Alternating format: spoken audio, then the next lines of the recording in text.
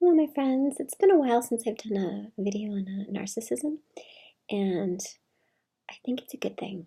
I think it's good because today I'm going to talk about the stages of grief when it comes to the narcissist, and you'll notice that right now you might feel a little bit obsessed. You might just have found out about what they are and what they're doing to you, and all the hurt and betrayal that comes with it, and then you kind of get stuck. Like you kind of keep reliving it and talking about it and thinking about it. And I guess I'm going to say it's more of like sort of being in shock. Like, how did this happen? How could this happen? How could they do that to me? And when you're in that initial shock phase, there's going to be a lot of crying. There's going to be a lot of crying. And it's going to be hard. And you're grieving. You're grieving a relationship, the death of a relationship that you thought it was a certain way and it's not. And you might be in the situation where you no longer have any contact with them. And so, you're just reliving the memories. Or unfortunately, you still have some tie to them that you can't break, whether you're co-parenting or they're family members and you don't want to make the hard cut, but maybe you distance yourself from them. Or maybe it's an in-law, so you can't really cut cold turkey, but with the in-laws or with people that you don't have to see on a regular basis, you can kind of set up boundaries and just let things roll off you now that you know what you're dealing with. So you'll start there, and I would say that's like the first stage, and you want to get out of that as quick as you can. I probably stayed in my mourning phase a good 6 months. I think it took me a solid 6 months. And I was 35 years old, very close with my family, and then I found out that my mom had been lying to me and sabotaging, and I recognized what she was doing and how she was doing it and how calculated it was. So my situation, I went from my mom practically living with me, always with me, trusted her completely, to I went into completely no contact, just on the spot. And it was a little hard for me because I put up that boundary, but she kept resisting it. And so it got as far as having to get a restraining order, or I guess it's with family, it's like a domestic abuse, or what is it? They have a different name, a protective order when it's family. Unfortunately, they have their own category. So that made it a little bit harder. It made it harder because there was a lot of drama and a lot of coming over when you're not invited, not wanting to leave, standing outside my door, kicking, screaming, and things like that. And so there was always like fear and anxiety of like, when is she going to pop up? Or if my kids are outside, where is she just going to come by and grab them? So there was an anxiety with that. But then the good part about that was that it kept getting so ridiculous, the behavior, that it helped my grieving process hurry up, I think. Because the more the ugly, rebellious part of her that didn't want to accept no for an answer, she just kept going crazier and crazier, and threats kept getting more and more aggressive and more crazy, and to the point of ridiculous. And then when people act like that, it's a lot easier to let them go, I think. So that was sort of like it helped, and it hurt while it was happening, but it helped. So it just helped reinforce that I had made the right decision. And so once I got to the point where I was done obsessing, because stage one, grieving, goes right along the lines where you're crying 1 minute and then you're watching tons and tons of videos or reading about narcissism and reading about all these things, or listening to people talk about what their experience was with their parents or their spouse, or a coworker or a boss, and you just keep reading and reading or watching, and you kind of get obsessed. I think you get obsessed because you just want to know everything about it. Like, you want to know how was this world there that you didn't know about, and you're like, how is all this happening? And I had no clue. So you kind of want to like just take in as much as you can take in. And if you're there right now, I understand you, I feel you, I've been there. I suggest you move to the next stage, because the next stage is better. So I one day just like, I don't know, I decided like enough was enough, and I got tired of crying, and I got tired of mourning, and I was like, I'm mourning a relationship that never even existed. So it's over, it's done, you know? And so I decided to plant a garden, and that's what I did. So I like plants, I like birds, I like little lizards and butterflies and things like that. So that's what I like, that's what I feel happy. I like being outside. That's what pushed me back outside. I said, enough is enough. I'm tired of being inside. I'm tired of being closed off. I want to go outside. I want to be outside, hang out by the pool, soak in the sunshine, take care of plants. So that's what I did. And I planted this beautiful garden, and with a lot of love, took care of it. And so all of a sudden, instead of my thoughts being obsessed with like dark, negative stuff, I just soaked up the whole summer of just being outside and paying attention to nature. That's how I reset. So you might have a different reset button. You might have like maybe playing music, playing the piano, playing the guitar, singing. You might like reading, you might like reading about different cultures. You might, whatever it is that you do to relax, is my point. Give yourself some time to just relax. Do things that relax you. Going for walks, going for runs, going to the gym even, if you're going to the gym to like detox, to, not as like a vanity or competitive kind of thing, but just exercise, getting the heart rate going and releasing toxins and feeling nice and fresh and energized. And then that'll put you in a better mindset. So that's what I did. I started my plants, and then I was looking at my kids, and I just said, I would never, ever want my kids to look at me or think about me the way that I unfortunately have to categorize my mom. So I started thinking, well, now I know what not to do.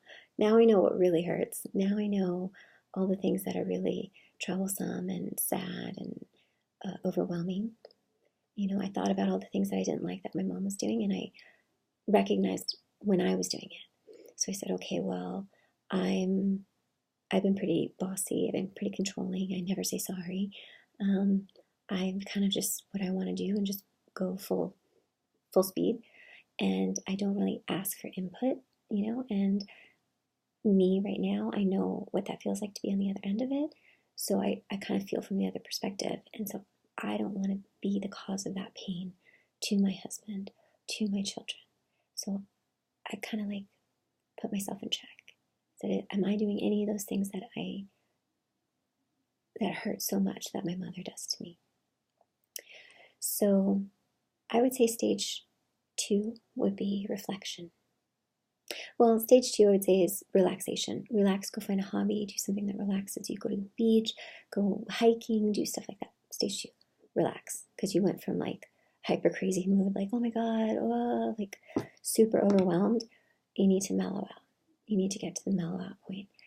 After you mellow out a little bit, after you enjoy the water, after you enjoy the fresh air, after you enjoy all of that, exercise and life, instead of all the death and the sadness and the all that stuff, go towards what is beautiful and what is light and what is life-giving. Go to that. Whatever sparks you, joy or fills your heart or makes you feel like you accomplished something. It could be, donating your time, donating your money, something where you can go and help someone else. So I chose to kind of take care of and help my plants and help my, all the little wildlife in my backyard. That's, making little homes, and I enjoy having it so that the birds like to hang out at my house. And so, so I planted trees that would have berries that they would like, and shade for all the little lizards, and, water features. And that's what I was, that's what I did to distract myself. But maybe you have time to go and donate your time to a worthwhile cause and help somebody that's in need. So that would be stage 2, is do the relaxation thing, right? Stage 3 is reflection, thinking about, okay, now you can process what happened. Now you can process what happened. And all along the way, you want to be making sure you're setting up really good boundaries for yourself, okay? Because chances are, if you were slave, like an emotional slave, an emotional punching bag to a narcissist, you're not just that to one, you're that to many. Or if you're not at the same time, like a mom and like if you're not emotionally abused by your mom and your wife, then once you leave your mom, there's a very good chance as a guy you're going to pick a wife who's going to act like your mom did. Or as the ladies pick somebody bossy and cruel like how your mom was or how your dad was. So it's a warning. It's a warning for you, okay? It comes in groups. So you need to break it. You need to make an effort to pay attention to what you're doing, what you're saying, and who you're hanging out with. And don't fall back into that pattern because you don't realize it, but you're comfortable with it. So you need to break out of it. So don't leave your ex-boyfriend or your ex-husband, leave him, and then start a new relationship with someone who's just like him.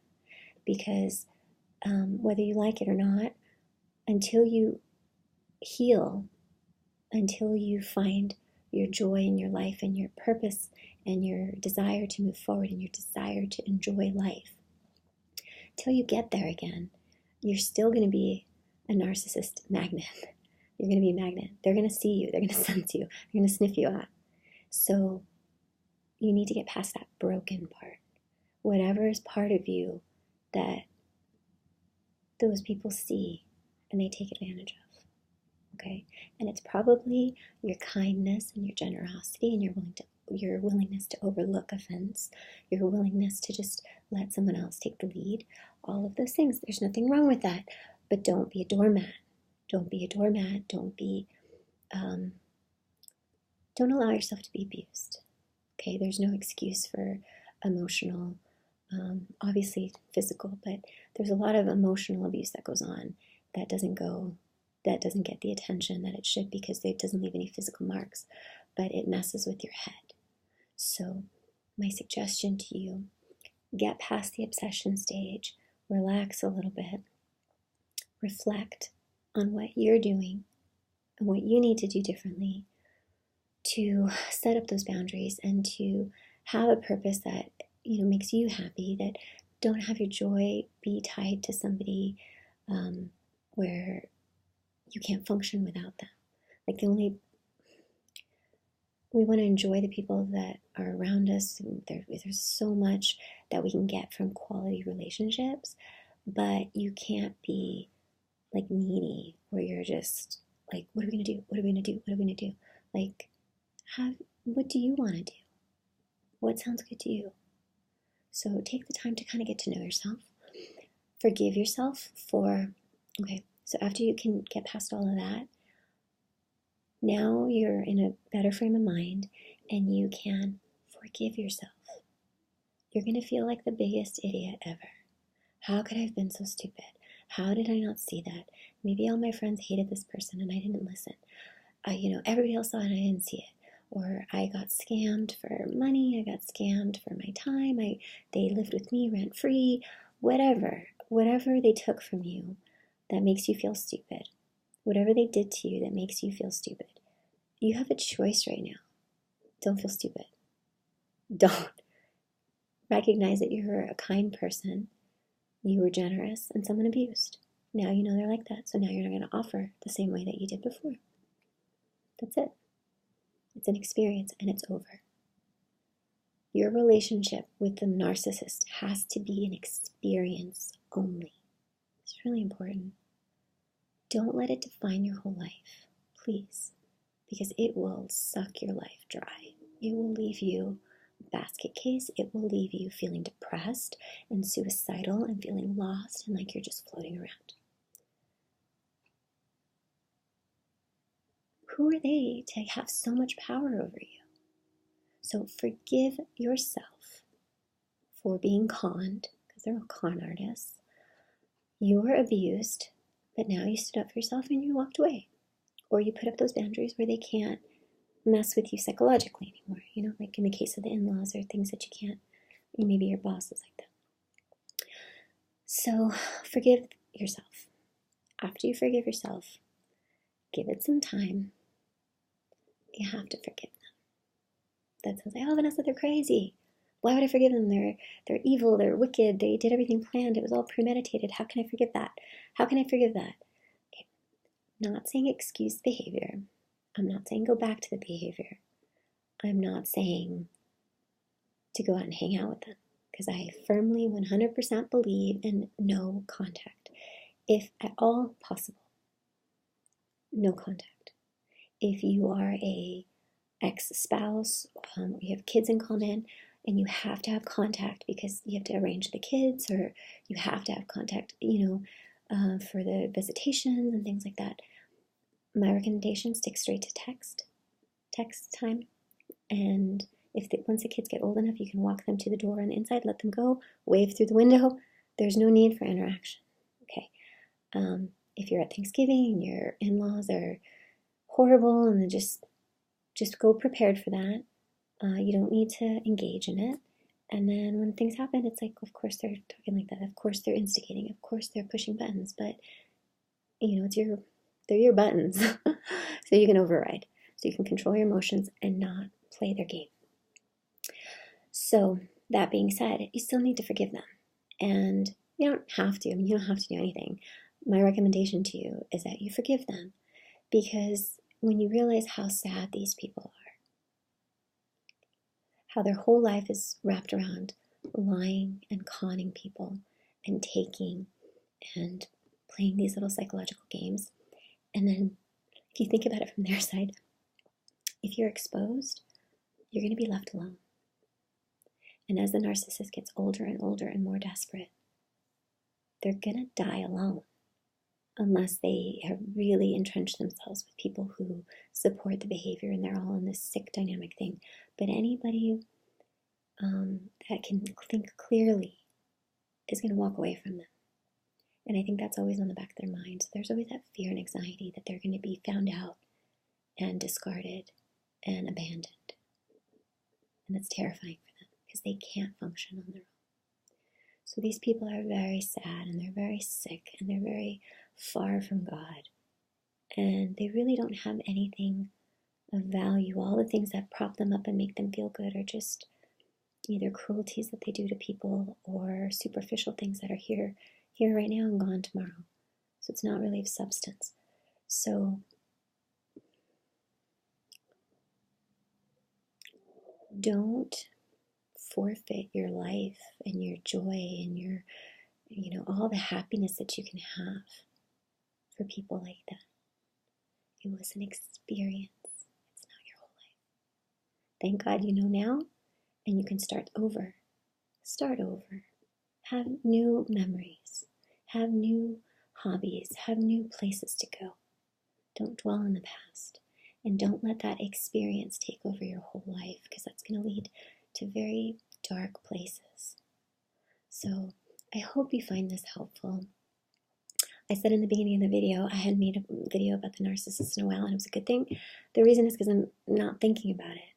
But I do read your comments, and I do understand the need for privacy. So when I get these messages and people,